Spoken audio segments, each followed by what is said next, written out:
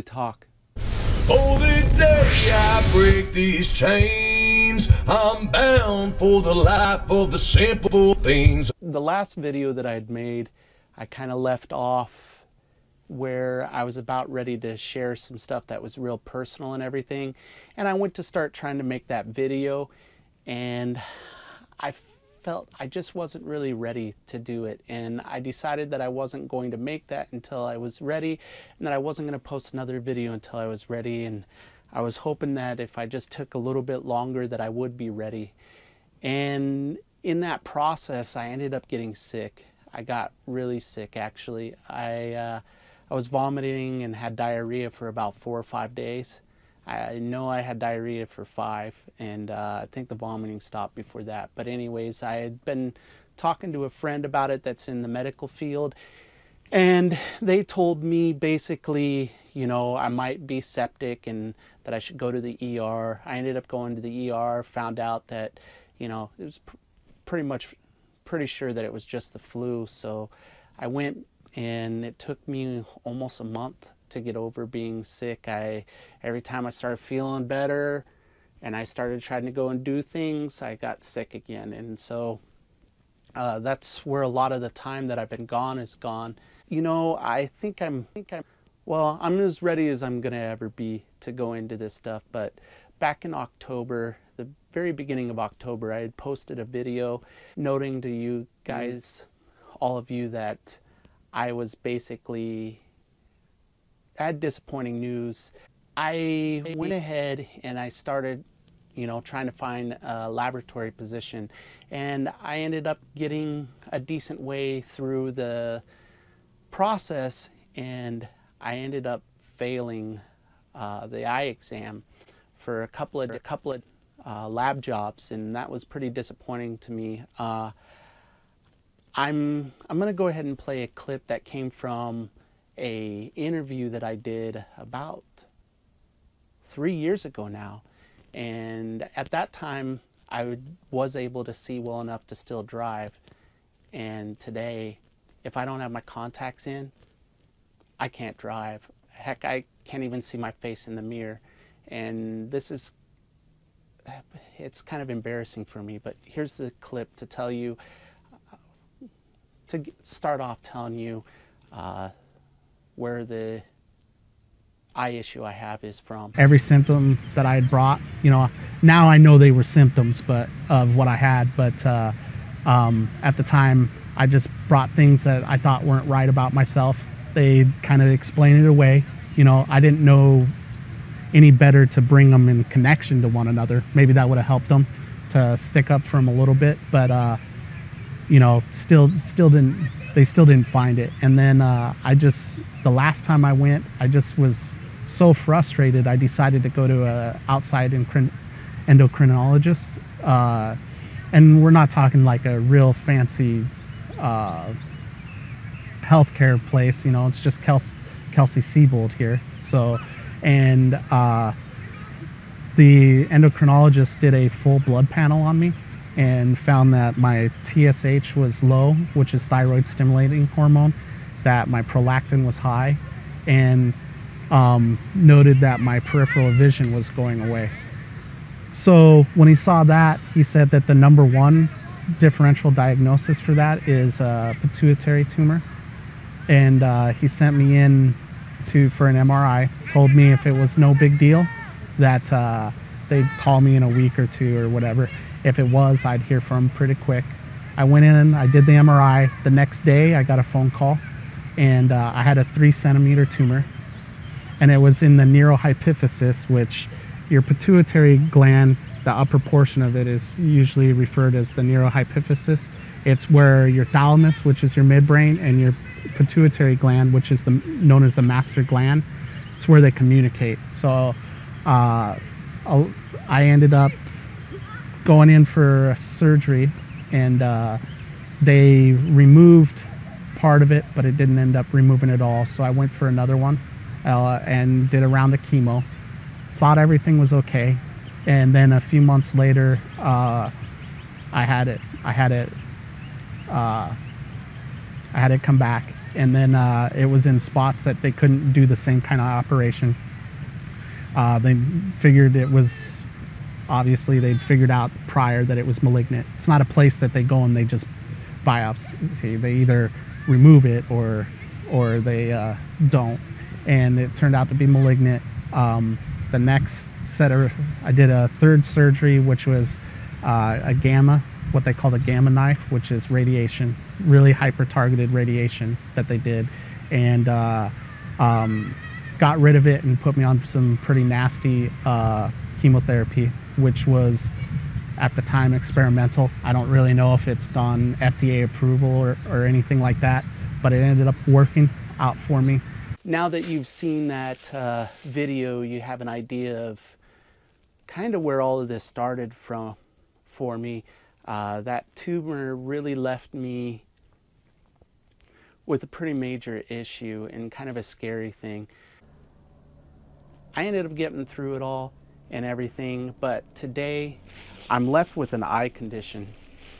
And the way the doctor explained it to me is that if you take a plastic bag here and we go ahead and we stretch it like this, whoops, that was a little too much. And we go ahead and we stretch the plastic bag and then we let go of it.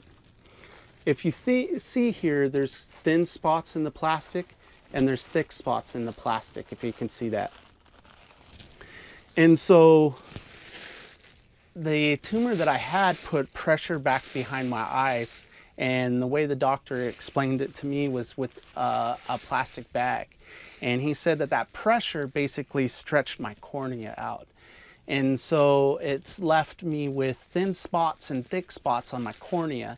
And because of those, first of all, glasses won't fix my vision. I have something that's known as a severe irregular astigmatism is the name for it. And the technology that's used for my eyes is the same used for keratoconus, which is an eye disease.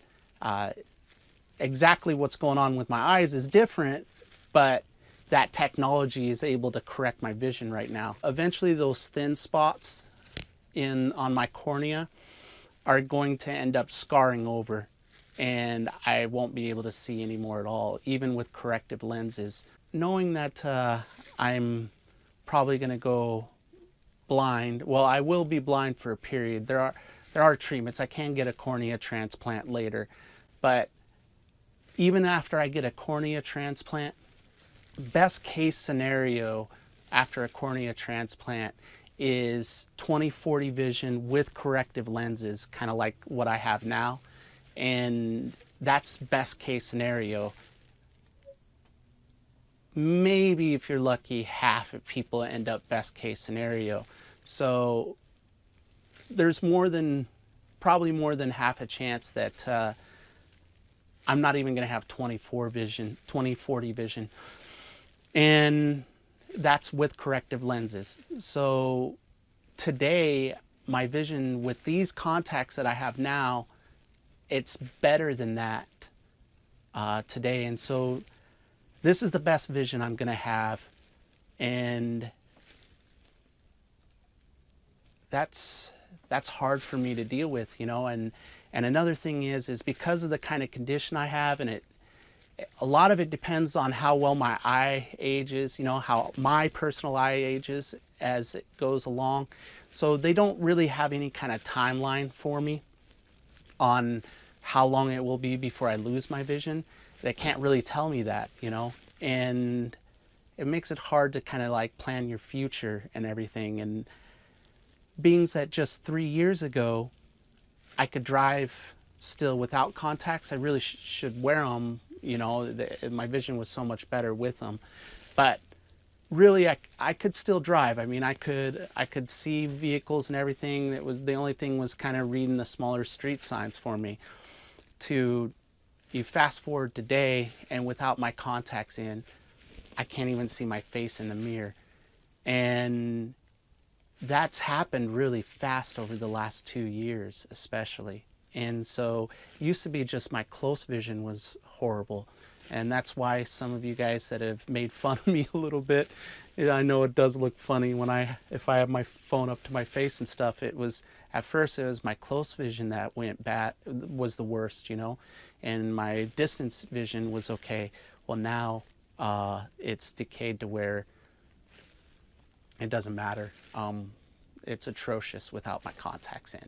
I just feel lucky right now today that I can see as well as I can with my contacts. Recently, I was going to go back and do lab work for a while and reevaluate how I was going to try to do this life on the road and everything.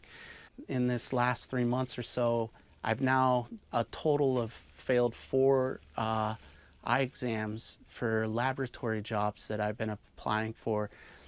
And, you know, these were pretty significant lab jobs. I mean, I was going to be probably doing, you know, nuclear transfer, you know, where you basically transfer the DNA from one cell into another.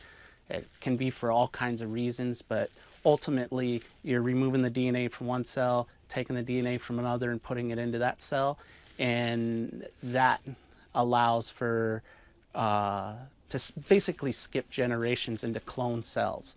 It's a cell level cloning, not full organism, but cell level cloning. And that was something I was really good at in the past. And real fine things like that, I can't do them anymore. And so that being the case, already knowing how poor my vision is, without my contacts in, it's got me a little worried, you know. And this is something that's been really sensitive for me. You know, a lot of people telling me, oh, go get your eyes fixed, wear glasses. I can't. Glasses do nothing for correction of my vision. Soft contact lenses do nothing. I'm not a candidate for LASIK because they can't thin the thick portions of my cornea down to the thin portions. It would be more likely to make me go blind quicker. That's really hard for me. Get out there, connect with people, live your big story, and make sure you do something every single day to reduce world suck.